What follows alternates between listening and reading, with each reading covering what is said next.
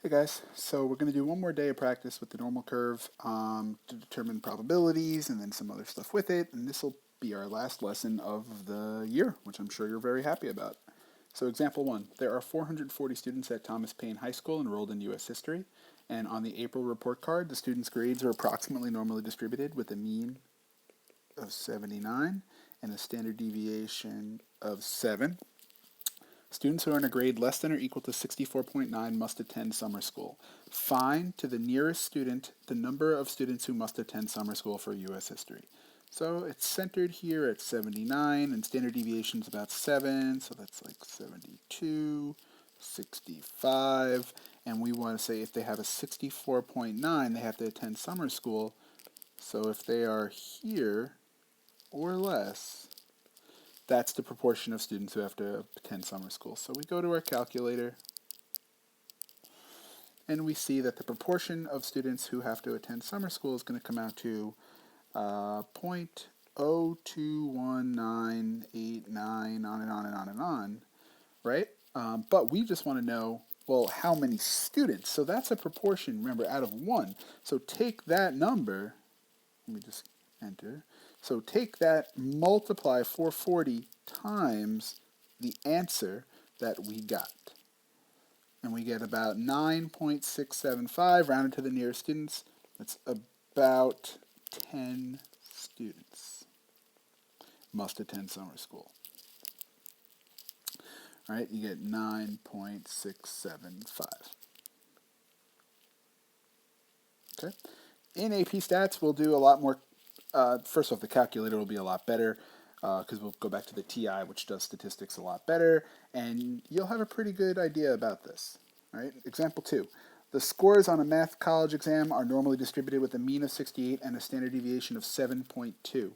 A student scoring higher than one standard deviation above the mean will not be enrolled in a tutoring program. How many of the 750 students can be expected to be enrolled in the tutoring program? Now, you could do this in the calculator, but it says exactly one standard deviation. So something you got to realize that'll save you a lot of time. On a normal curve, if you have a normal curve here, remember, it's split symmetrically. So this over here is 0.5.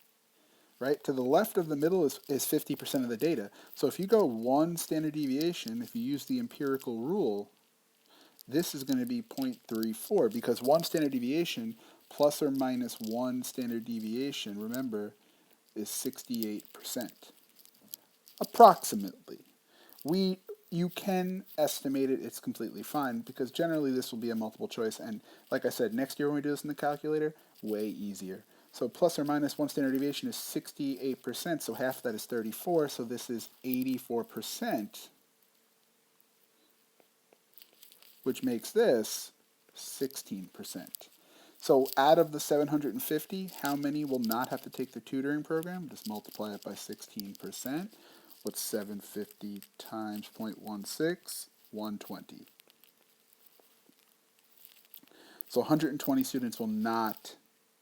Oh, this says how many can be expected. Oh, I apologize. So that actually is wrong. So it's 750 times 0.84, which should just be 630.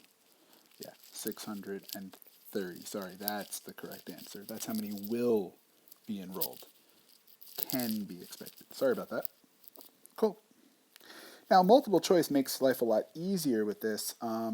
There are 400 students in the senior class at Oak Creek High School. All of the students took the SAT. The distribution of SAT scores is approximately normal. The number of students who scored within 2 standard deviations of the mean is approximately.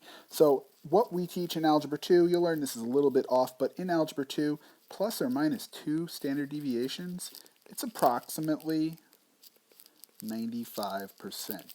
And this is a cool thing about normal data is that almost everyone, 95% of people will fall within plus or minus 2 standard deviations. So if you are above 2 standard deviations or below 2 standard deviations, you truly are in a very distinguished percentile depending on if high is good or if low is good. So if you take 400 and multiply it by 0.95, how many students will be within this approximately, and this is why it's good multiple choice. Notice the answers are not like one apart. They're not trying to trick you.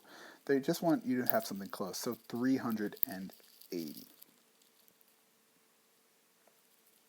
Okay. Let's do one more together, and then I will let you guys work.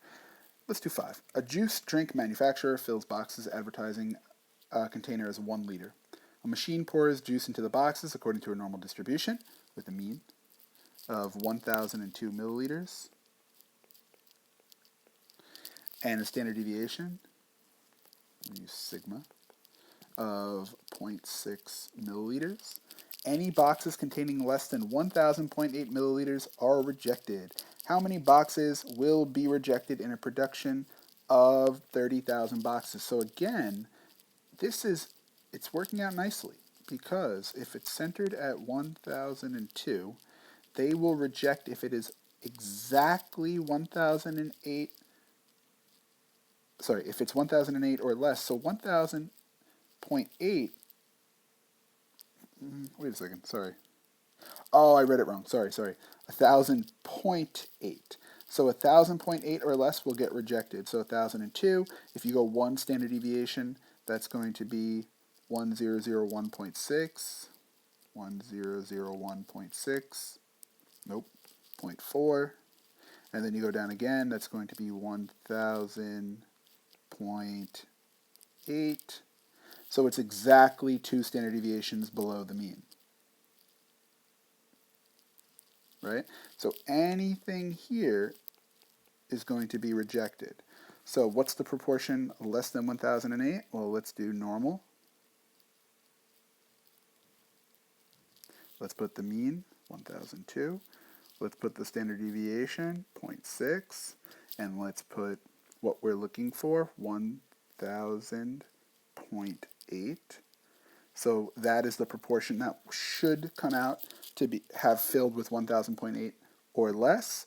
Let's take 30,000 juice containers or juice boxes and multiply it by that proportion. How many will be rejected, or how many approximately will be rejected? About 682.5. So 682.5. So approximately 683 boxes will be rejected. Okay?